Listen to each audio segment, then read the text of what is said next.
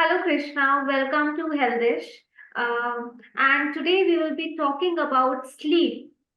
मेरी Mhm. नींद पूरी नहीं हो रही है, ऐसा आजकल बहुत ज्यादा सुना जाता है। What do you think are the reasons behind कि लोगों को आजकल उतनी नींद नहीं आ रही है, उनकी नींद पूरी नहीं हो रही है, और नींद आजकल one of the biggest problems of 21st century बन गई है।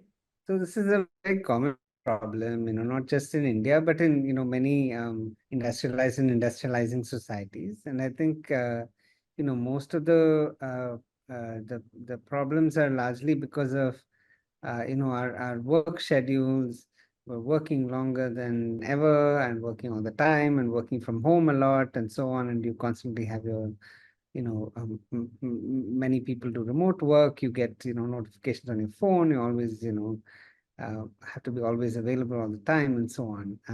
And on top of all this, there's also social pressures, you know. So there's work pressures, but there's also social pressures, and people tend to stay out.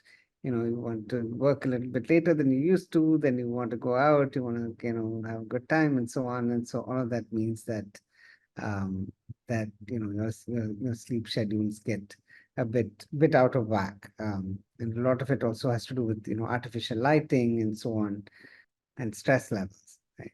So, according to you, what is a good quality sleep? What are the main, attributes of a good quality sleep, of a sound sleep? कि लोग बोले हाँ मुझे नींद अच्छी आए। I mean, the main thing is that you wake up feeling refreshed, you know. Um, so it's one of those things that when you get it, right? You wake up feeling good, feeling refreshed, and you're ready to, start your day and get going. Whereas, most people these days, you tend to wake up from an alarm clock, right? Uh, so, it's not always the stage of sleep. Most people naturally you awaken from a stage of sleep called REM sleep, where you're moving your eyes, your eyes are closed, but inside your eyes are moving a lot, right? But sometimes if you wake up from an alarm clock, you might not necessarily wake up from REM sleep. You wake up from, different state of sleep, deep sleep, and so on. And so you don't feel so rested. You feel sleepy during the day and cranky and all that. So, how many hours you should ideally sleep? That's a good question. It varies, from individual to individual, but on average, about 8 hours is about the mean for most people, I'd say. A lot of people think they can get by with less sleep, but many times we find that a couple of things. One, that you bring them into a lab and you give them tests and so on, and you find that they're actually more impaired than they think they are. They think they're functioning great. They think I'm this high functioning individual. I can do everything. I can get by with 3 hours of sleep, etc. But it turns out they're actually more impaired than you think you are. And even most individuals, I say, who sleep less, could probably do better if they slept more. They might be doing okay, they think they're doing fine, but maybe you can do even better, if you slept a little bit more. Maybe if you have to give any suggestion to students, it would be really not waking up the whole night just before your exam. If you really Yeah, need to ace your exam, but rather have a good night's sleep. that's a really, really good point. And our students do this a lot too. They always stay up at night cramming before the exam, which is a really bad idea. So you have to, you know, sleep is really important for memory and so on. So it would really help, if you got a good night's rest before your test. But of course, sleep won't help you remember something that you never learned in the first place, right? So if you haven't read the material at all, then you're not going to remember it after a night of sleep. So you have to make sure to, do your studying more regularly so that you don't have to cram the night before. And Professor, your last word, maybe as a sign of caution to our viewers, what if they don't manage to get a good night rest? You know, how should they see their future? What dangers lie ahead of them if they don't sleep well?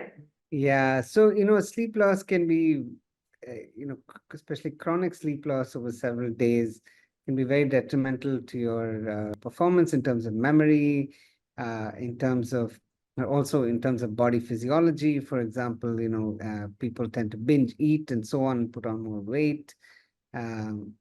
Following periods of sleep loss, it can make you very irritable, and generally leave you feeling pretty miserable.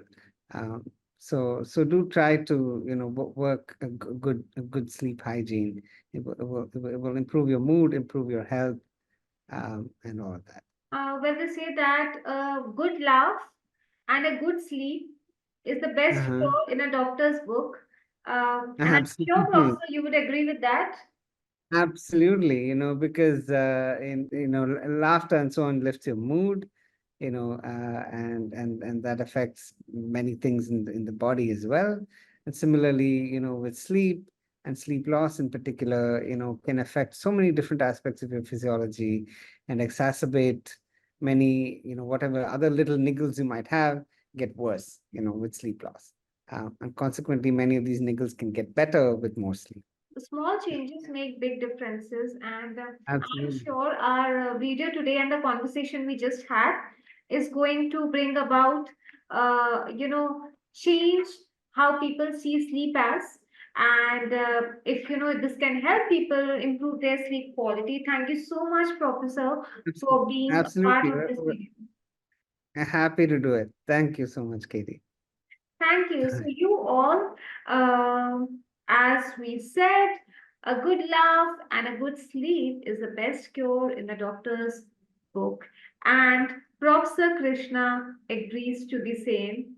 So, make sure you get a good night's sleep and keep yourself aware. And we will be coming more with such insightful videos. Thank you. Subscribe to Midday India. Get direct notifications on all our videos by clicking on the bell icon.